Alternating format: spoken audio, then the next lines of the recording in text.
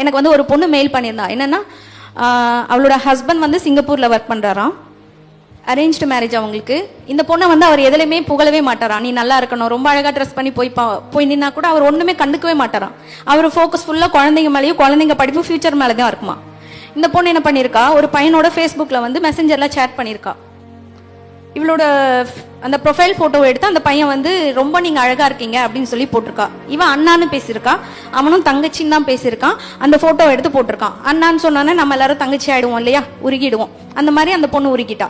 அப்புறம் அடுத்த ஒரு ப்ரொஃபைல் பிக்சர் அவ மாத்திருக்கா. நீங்க சுடிதாரை விட சாரியில தான் அழகா இருக்கீங்க அப்படின்னு சொன்னா அவ என்ன பண்ணிருக்கா, விதவிதமா போட்டோ எடுத்து மெசஞ்சர்ல அவருக்கு வந்து ஷேர் பண்ணிருக்கா. அந்த அண்ணா, அன்புக்குரிய அந்த அண்ணா என்ன பண்ணாருன்னா, அந்த குண்டான பொண்ணோட ஃபேஸ் எடுத்து ஸ்லிம்மான உடம்புல எல்லாம் ஒட்ட வச்சு அமைச்சிருக்காரு. இந்த பொண்ணு டயட் ஆரம்பிச்சு உடம்பெல்லாம் ஒல்லியாக ஆரம்பிச்சா. அதுக்கப்புறம் என்னாச்சு, அதே முகத்தை எடுத்து கொஞ்சம் மோசமான உடலோட ஒட்ட வச்சு அமைச்சிருக்காரு. அந்த பொண்ணு பிளாக் பண்ணிருக்கா. அவன் மிரட்டியிருக்கான். என்னன்னு, இது வரைக்கும் நீ சேட் பண்ணல, இது எல்லாத்தையும் எடுத்து உன் ஹஸ்பண்டுக்கு உன் வீட்டுல வந்து கொடுப்பேன், ஒழுங்கா என்னோட சேட் பண்ணு.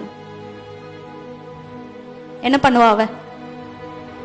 லைஃப் போச்சா, குழந்தைங்க ஃபியூச்சர் போச்சா, இனிமே குழந்தைங்களை காப்பாத்த இவ தானே வேலைக்கு போகணும். ஸோ நம்மளுடைய ஒவ்வொரு செயலும் நமக்கான விளைவை விதைச்சுக்கிட்டே வருது அப்படின்ற ஒரு கவனம் மட்டும் நமக்கு இருந்தா போதும்.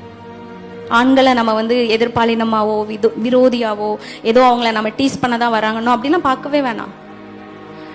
இயற்கையில நமக்கு எப்படி ஒரு அழகான பூ பார்த்தா பறிக்கணும்னு தோணுதோ, மாங்காய் பார்த்தா பறிச்சு உப்பு மிளகாய் வச்சு சாப்பிடணும்னு தோணுதோ, அந்த மாதிரி பெண்ணினத்தை பார்க்கும்போது ஆண்களுக்கு ஒரு ஈர்ப்பு வர்றது அப்படின்றது இயற்கை, அவ்வளவுதான். அந்த இயற்கையின் ஈர்ப்பு கூட நம்மளும் போய் விழுந்துட்டோம் அப்படின்னா அதுக்கான விளைவையும் நம்ம ஃபேஸ் பண்ணணும், அவ்வளவுதான். சிம்பிள்.